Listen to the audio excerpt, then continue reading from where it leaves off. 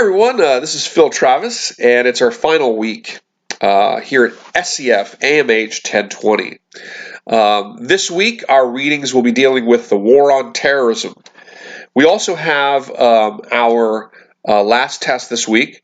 Please use a study guide. I based the whole test on that study guide, so make sure you use it. Also, if you have not done a paper yet, make sure you do paper 3. So we have the third paper option this week. If you've already done a paper and you're happy with your score, you don't have to worry about this. If you want to pull your score up, you can't hurt yourself by doing paper 3. I drop your lowest paper grade, so if you want to try to do a second paper to pull your grade up, you can do that. It's of no danger to your grade. So if you haven't done paper 3, you must do, if you haven't done a paper, you must do paper 3. So during the course, we have to write one paper, and you have 3 options to write it. And each paper must come from the section of class that we've dealt with during this test section, okay? So in this test section, for example, we did the Cold War, the Vietnam War, the rise of conservatism, Richard Nixon, the Reagan offensive, war on terrorism, and so forth. You can write your paper on any of those. I want 3 academic sources, and I want you to take those 3 academic sources, use our awesome new library or use the databases, and use those academic sources and make a specific historical argument. You know, establish an argument in the introduction, defend it with evidence in the body, and then conclude. Make sure it's a historical argument and make sure it's specific. Ask yourself, how does this specific item matter to us today? So a great argument, if you were doing like the Vietnam War, a great argument might be to discuss the Gulf of Tonkin resolution as a precedent for the United States waging war without a congressional declaration of war. Which, of course, was what happened with Vietnam. Technically, Vietnam was a police action. It was a war in which the United States dropped more bombs than all theaters of World War II combined, in which over 500,000 Americans at one point were at one time serving there. Upwards of 60,000 Americans died there, and yet the war never received a formal congressional war declaration. Instead, it was based on a congressional resolution.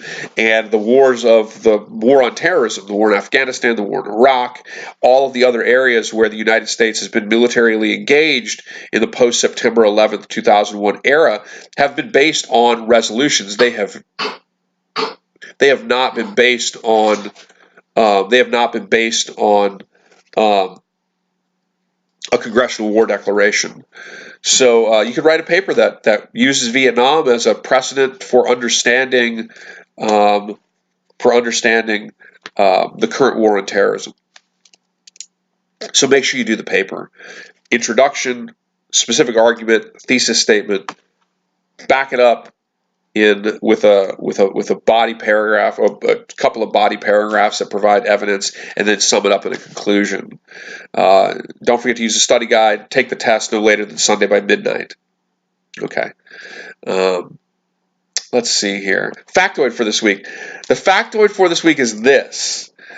The war on terrorism following the September 11th, 2001 attacks is significant largely because it is based on the concept of preemptive war.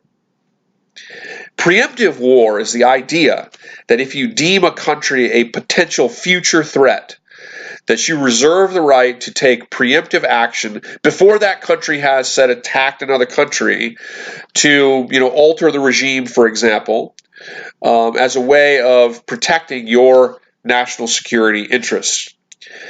Preemptive war is a very controversial concept because for really hundreds of years, since the end of the 30 Years' War in the 1600s, the international legal system, if you will, has been based on the idea of national sovereignty.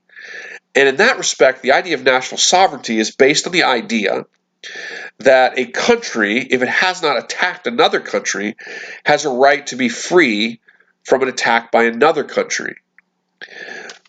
But according to the George W. Bush administration, following the September 11th terror attacks, the threat of international terrorism, according to George W. Bush, according to Dick Cheney, Donald Rumsfeld, figures like this, the threat of international terrorism was such that that old notion of national sovereignty, that old system of international law, was really no longer suited to the modern threat of international terrorism. And in this respect, the United States reserved the right to use preemptive war before a country that we consider a possible threat, a potential threat, war before that country has attacked another, as a legitimate tool of foreign policy. And that's highly controversial, and that, of course, was the basis for the war in Iraq. The United States argued that Saddam Hussein's Iraq was a potential future threat to the United States, its allies, and, of course, neighbors in the region. They based that claim on the notion that Saddam Hussein possessed weapons of mass destruction, and then they used that claim to, despite the fact that the United Nations had opposed the Iraq invasion, the United States used that claim to justify an invasion and overthrow of the Iraqi government, beginning, of course, in 2003. And that was a perfect example of preemptive war. And that war in Iraq was highly controversial because Saddam Hussein's Iraq had not been involved in any attack on the United States. Saddam Hussein's Iraq had not, at least since the Persian Gulf War of 1991, had not attacked or threatened its neighbors, and certainly hadn't attacked the United States. The Saddam Hussein regime was not involved in the September 11th terrorist attacks, and in that respect, had not attacked the United States, had not attacked its neighbors. But because the United States deemed Saddam Hussein's regime to be a potential future threat, it reserved the legal right to make war on Iraq and overthrow that government.